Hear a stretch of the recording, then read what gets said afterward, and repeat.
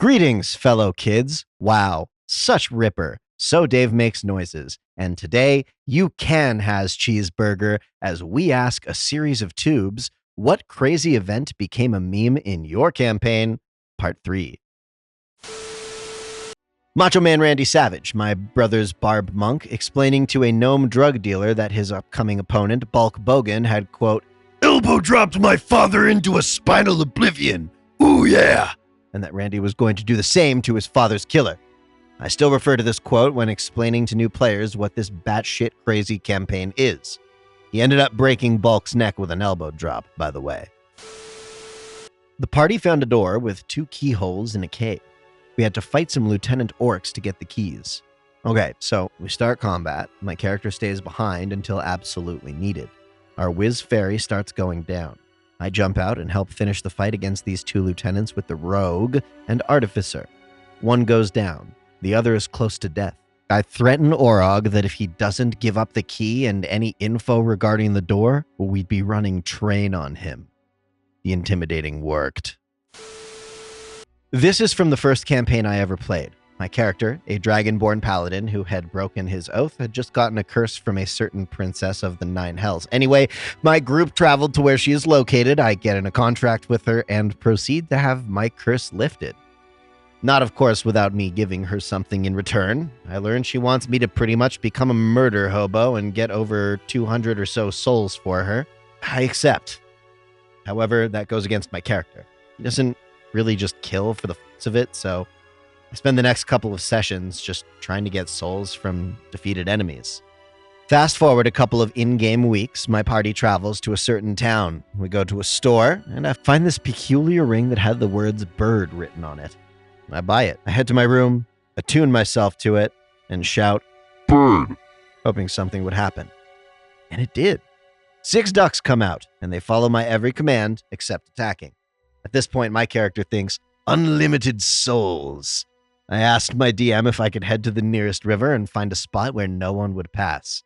They said sure, and my dragonborn proceeded to murder 300 or so ducks, harvesting their souls. I finish, call on my goddess, tell her about the souls. She told me those are pretty much worth shit, and my character had a mental breakdown. I now, whenever I see a bird or some form of duck getting hurt, or hear the word bird, which is of course the word, bird is the word, make him have PTSD. He ended up giving the ring to a party member, telling them that it would fit them better. My character is now an alcoholic who questions all of his life decisions and doesn't really give a shit about who he makes deals with. My group also gave me some dice for my birthday, which they called duck dice. So far, they have ironically been my luckiest dice. One time we set off an encounter that almost got the group killed, where a monstrosity came out of the Sleepy Hollow tree and began to pulverize us. I kept healing, people got downed, and we were very desperate. We had scouted the mansion beside the tree beforehand and figured, screw it, we'll smash an entry. We jumped through the smashed window, laying in the corridor and soaking the place in blood before an undead butler arrived to tell us, you do know you could have just used the front door. Oops.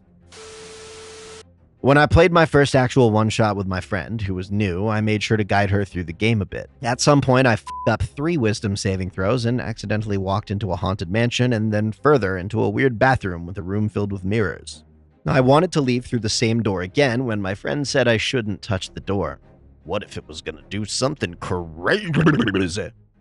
Since then, my character was afraid to touch doorknob, specifically in case it is going to set me on fire. Now in the new campaign, whenever we have the chance to open a door, I will still freeze because of this baseless fear of doorknobs. When we just started our first campaign, still going strong in said campaign, by the way, I missed an attack on a goblin. I then shouted in character, your armor is very well made. And now at our table, aggressive compliments have become a meme for my characters.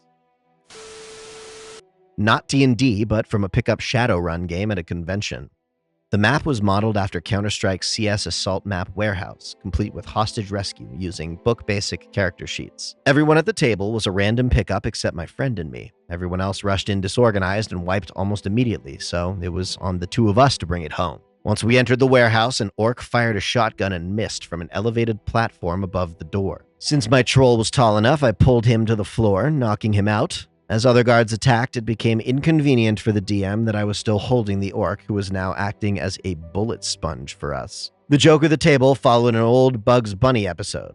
I shall hold him and squeeze him and call him George. On the final room, we threw what was left of George into the room, drawing fire and identifying the last enemy locations. We almost made it out without a scratch when the hostage shot me in the back, as the twist was this was a kidnapping and not a rescue.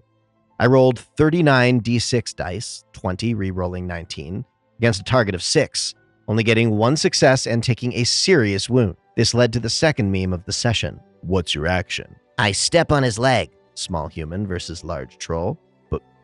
But he's the hostage? He shot me. Dead stare. His leg breaks. I tie his sleeves together. Are his arms still in them? Do I look like I care? He's alive, isn't he?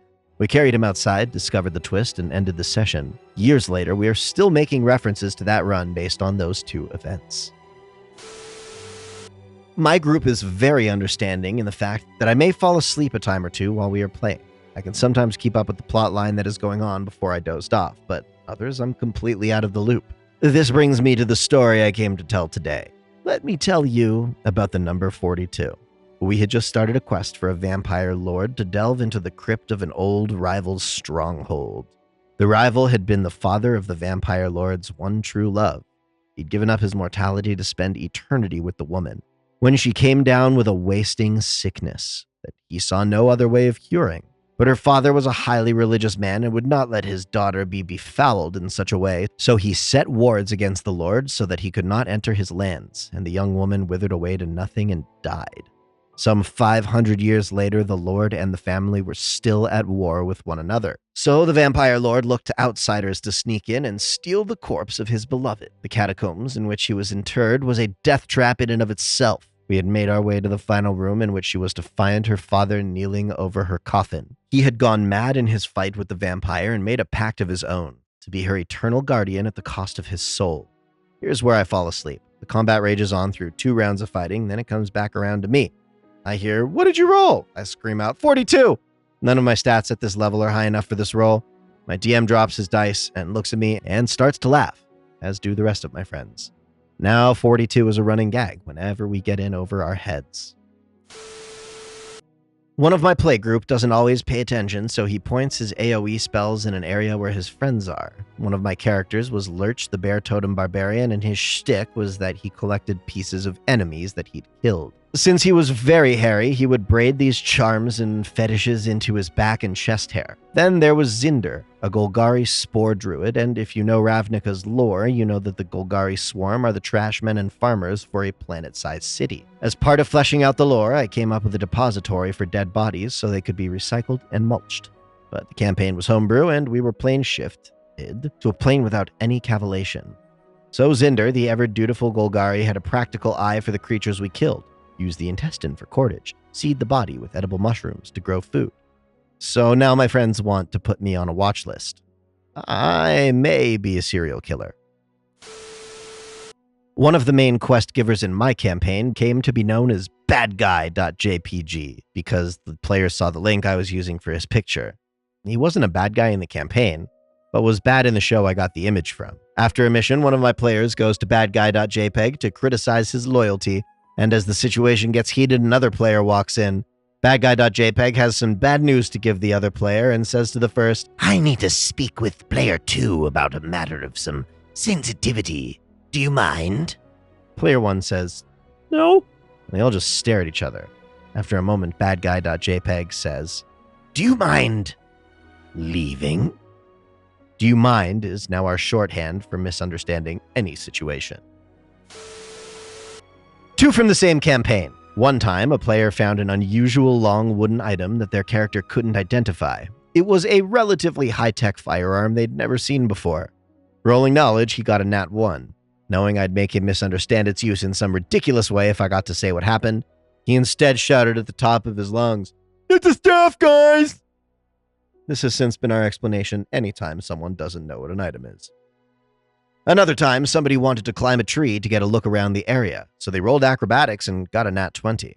Unfortunately, he neglected to realize that there weren't any trees in this part of the map. I let him roll perception to see if he could find anything, and got a nat 1. He found a small bush.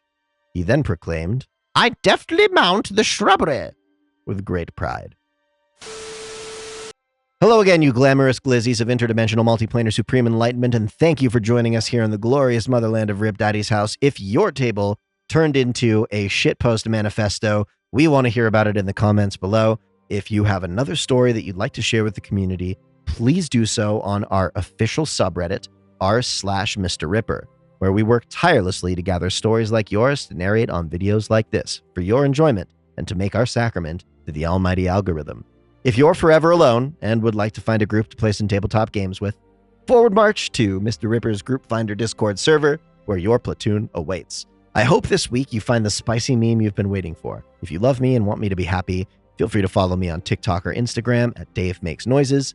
Please sub for Nat 20s. Ring that bell if you're an on-time Tom. We don't do no overdue stews here at Mr. Ripper. Don't forget that Rip Daddy loves you. Thank you again for watching till the end, and we will see you next time.